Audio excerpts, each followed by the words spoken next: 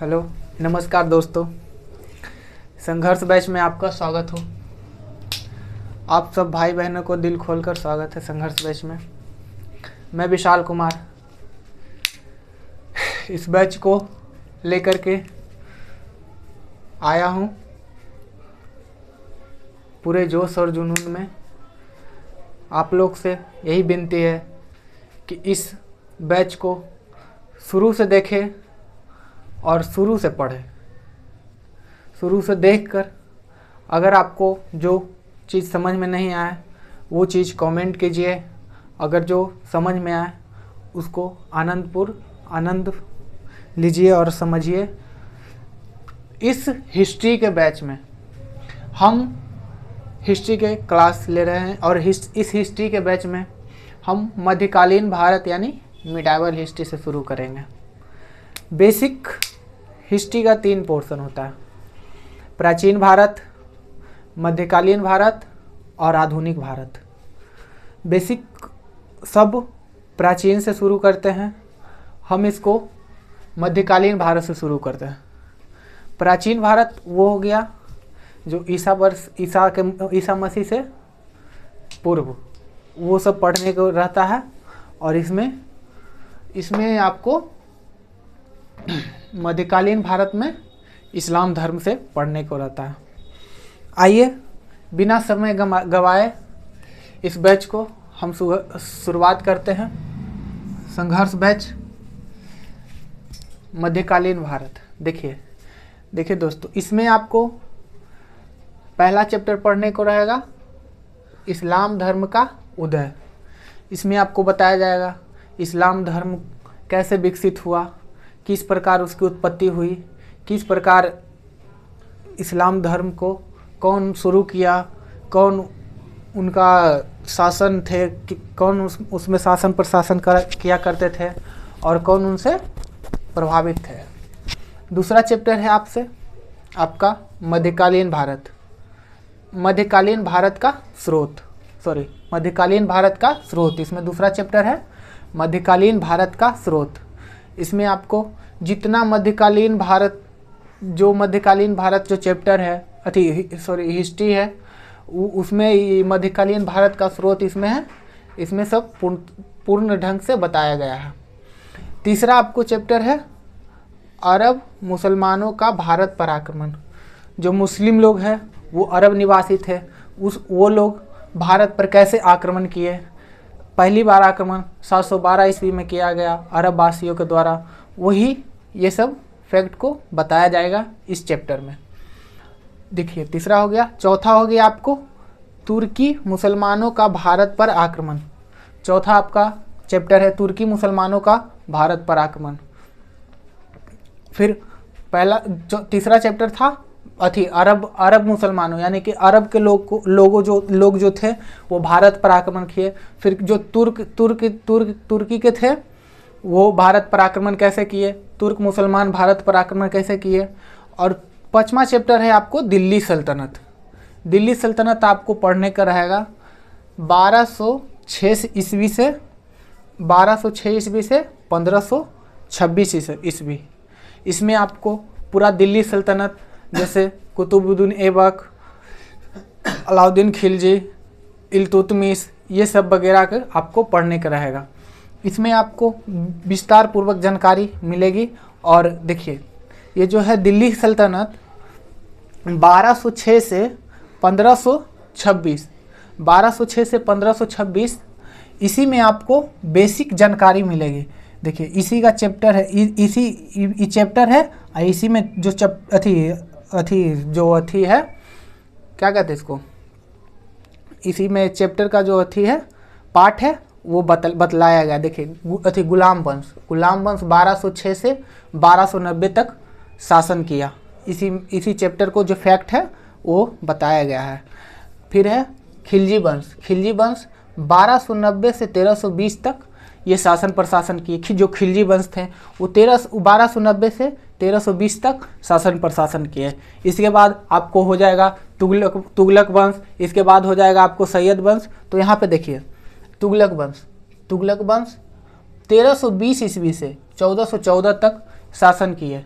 इसमें पढ़ने को रहेगा गयासुद्दीन तुगलक, ये सब वगैरह, ये सब शासक को आपको विस्तार पूर्वक हम जानकारी देंगे आगे चल करके। इसमें फिर फिर देखिए सैयद वंश, सैयद वंश आपको पढ़ने का रहेगा 1320 से, देखिए 1320 तुगलक, 1320 से 1414 तुगलक वंश, और 1414 से 1451 ये है आपको सैयद वंश। सैयद वंश को विस्तार पूर्वक जानकारी इसमें दिया जाएगा। और उसके बाद है लोदी वंश, पांचवा जो है उसमें लोदी वंश है। लोदी वंश का शासनकाल है 1451 से 1526। देखिए लोदी वंश का शासनकाल। इसके बाद लोदी वंश का जैसे शासनकाल आ जाता है, फिर आ जाता है विजयनगर और बहमनी साम्राज्य। जो दक्षिण भारत में विजयनगर और बहमनी साम्राज्य के बीच संघर्ष उत्पन्न हुआ, वो कैसे हुआ, वो एक अलग चैप्टर है। यहाँ तक ये दिल्ली सल्तनत था, और यहाँ तक एक अलग चैप्टर है। फिर इसमें देखिए विजयनगर और बहमनी साम्राज्य दक्षिण भारत आ गया, और उत्तर भारत में चले जाइए तो इधर देखिए, इधर हो गया मुगल वंश आ जाएगा। फिर विजयनगर दक्षिण भारत में होगा, हो जाएगा, और उसके बाद मुगल वंश, उत्तर भारत में मुगल वंश आपका शासन किया था। ये आपका शासन किया था 1526 से 1858। जो मुगल थे, जैसे हो गया मुगल वंश में हो गया हुमायूं, अकबर, बाबर, ये सब आपको नाम सुनने को लिए। बेसिक जनरेशन जो गली मोहल्ले में आज का बात किया करते हैं, उनके मुंह से ये सब बात अकबर, बाबर, ये सब सुनने को मिला होगा। आप इसमें कुछ आपको जानकारी जरूर होगी। हम अगर नहीं जानकारी है तो हम विस्तार पूर्वक इसको जानकारी जरूर देंगे। फिर आपको पढ़ने का रहेगा मुगल जब पढ़ लेंगे हम लोग अच्छा से, तो इसमें देखिए 1858 से स्टार्ट हो जाता है। फिर मराठा साम्राज्य 1858 से शुरू हो जाता है। इसमें फिर अगला चैप्टर पढ़ने का रहेगा मराठा साम्राज्य, हम लोग विस्तार पूर्वक इसको जानकारी देंगे। फिर इसमें अगला चैप्टर है, देखिए भक्ति और सूफी आंदोलन। इसमें कौन संप्रदाय थे, ये सब भक्ति आंदोलन के, सूफी आंदोलन के, ये सब वगैरह आपको पढ़ने का रहेगा। देखिए अब आपको विस्तार शुरू से फैक्ट के बारे में बताते हैं, कुछ भारत के बारे में बताते हैं। जैसे इतना बोल लिए और आपको थोड़ा बहुत समझ में आएगा तो बेहतर है, और नहीं समझ में आएगा तो यहाँ पे आ जाएगा समझ में। देखिए यहाँ पे तो आप ये तो जानते हैं, आप उत्तर भारत है, उत्तर साइड है, उत्तर डायरेक्शन। भारत के मानचित्र में उत्तर, कोई भी मानचित्र लीजिएगा उसको सीधे रखिएगा, सामने वाला ऊपर वाला पोर्शन उत्तर हो जाएगा, ये हो जाएगा पश्चिम, और ये पोर्शन हो जाएगा दक्षिण, और ये पोर्शन हो जाएगा पूर्व। ठीक है, ये हो गया उत्तर, ये हो गया पश्चिम, और नीचे वाला हो गया दक्षिण, इधर हो गया पूर्व। ठीक है, आइए जैसे हम कहें कि उत्तर भारत में मुगलों का शासन था, तो ये जो उत्तर भारत है, इधर वाला देखिए, ये हो गया आपका पाकिस्तान, ये हो गया फिर अफगानिस्तान से जो तुर्क, देखिए तुर्क जो बताए थे, यहाँ पे तुर्क मुसलमान लिखा हुआ है। देखिए तुर्की मुसलमानों को भारत पर आक्रमण, जो तुर्क थे इधर से ही चलकर उत्तर भारत में आकर भारत पर यहाँ पे आक्रमण किए थे। पंजाब यहाँ पे पंजाब है, यहाँ पे आपको दिल्ली है, और यहाँ पे लद्दाख है, और यहाँ पे जम्मू कश्मीर है। देखिए समझ आता है आपको, ये पोर्शन में यहाँ पे लद्दाख है, ये पोर्शन में आपको दिल्ली मिल जाएगा, यहाँ पे आपको पंजाब मिल जाएगा, यहाँ पे आपको हिमाचल प्रदेश मिल जाएगा, यहाँ पे आपको बिहार मिल जाएगा,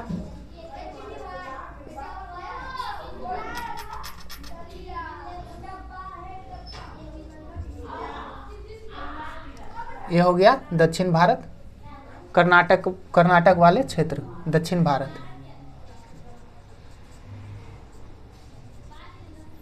ये हो गया आपको कर्नाटक वाले क्षेत्र।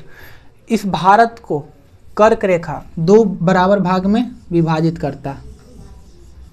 देखिए इसको जो कर्क रेखा है वो भारत को 2 बराबर भाग में विभाजित करता है।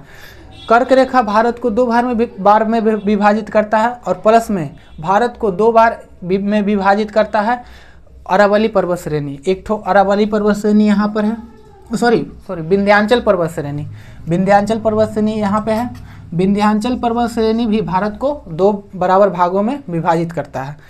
देखिए यहाँ पे कर्क रेखा भारत को उत्तर और ये हो गया उत्तर, ये होगा दक्षिण, भारत को 2 भाग में विभाजित किया। अब इसको मिटा देते हैं।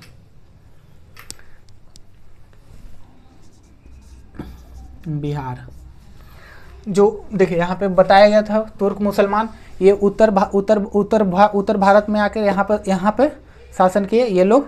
और फिर देखिए विजयनगर साम्राज्य जो थे ये दक्षिण भारत में यहाँ पे शासन किए थे। विजयनगर साम्राज्य जो थे वो दक्षिण भारत में यहाँ पर शासन किए थे।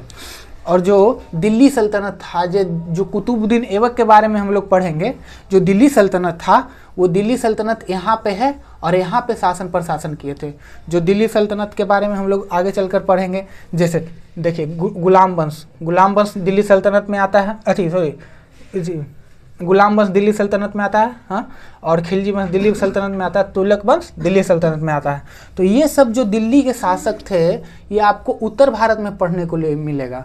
और ये जो विजयनगर साम्राज्य जो है, और ये विजयनगर साम्राज्य जो है यह आपको दक्षिण भारत में पढ़ने के लिए मिलेगा। ठीक है, विजयनगर देखिए विजयनगर और बहमनी साम्राज्य जो है वो आपको दक्षिण भारत में पढ़ने को मिलेगा।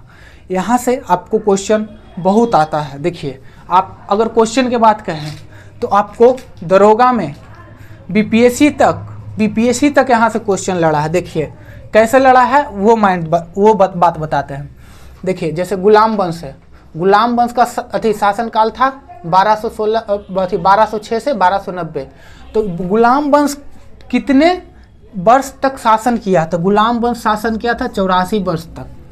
ठीक है, फिर आगे आपको खिलजी वंश जो खिलजी वंश है, देखिए एकदम नजर गिरा ये लिखिएगा, खिलजी वंश था ये आपको 30 वर्ष तक शासन किया था। खिलजी वंश जो है 30 वर्ष तक शासन किया था। फिर आगे आपको तुगलक वंश जो है वो 94 वर्ष तक शासन किया था।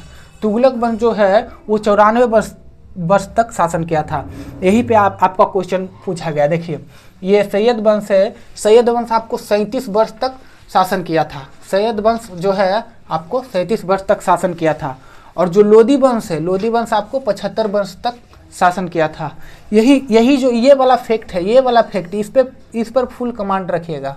ये वाला फैक्ट से आपको एक तो क्वेश्चन पूछा गया कि सबसे ज़्यादा दिल्ली सल्तनत में सबसे ज़्यादा बार शासन किस वंश ने किया था? दिल्ली सल्तनत में जो सबसे ज़्यादा बार शासन किस वंश ने किया था? तो देखिए गुलाम वंश 84 वर्ष। तो गुलाम सबसे ज़्यादा वर्ष इसमें क्या है? सबसे ज़्यादा वर्ष 94 वर्ष, यानी कि तुगलक वंश आपको आ गया 1 नंबर पे। ठीक है, दूसरा में आइए, दूसरा में आपको आ गया गुलाम वंश आपको आ गया 2 नंबर पे। फिर आपको आ गया लोदी वंश आ गया आपको 3 नंबर में। ठीक है, फिर आपको आ गया सैयद वंश है आपको 4 नंबर में। फिर आपको आ गया 5 नंबर में, 5 नंबर में आपको आ गया खिलजी वंश। देखिए यही क्वेश्चन पूछा गया कि दिल्ली सल्तनत में सबसे ज़्यादा बार शासन कौन वंश किया है। वही आपको क्रम दे देगा, गुलाम वंश, खिलजी वंश, तुगलक वंश। वही आपको ये डेट याद अगर रहेगा, ये डेट, तो आप सही मारिएगा, अन्यथा आपको गलत मारना पड़ेगा। तो सबसे ज़्यादा बार शासन किया था, देखिए इसी को क्रमबद्ध तरीके से पूछ दिया जाता है। गुलाम वंश देखिए पहले आ गया आपको तुगलक वंश, कितना 94 साल तक शासन किया था। फिर आपको आ गया देखिए 84 वर्ष गुलाम वंश तक शासन किया था। यही से क्वेश्चन आया बीपीएससी, दरोगा, एसएससी, रेलवे, हर एक जो अथी है एग्जामिनेशन है, वहाँ से यहाँ से क्वेश्चन जरूर बन जाता है, यहीं से आपको क्वेश्चन बन जाता है। यही सब मूल फैक्टर है आपको मध्यकालीन भारत में पढ़ने के लिए। तो आइए हम लोग स्टार्ट करते हैं। पहला चैप्टर, इस्लाम धर्म का उदय।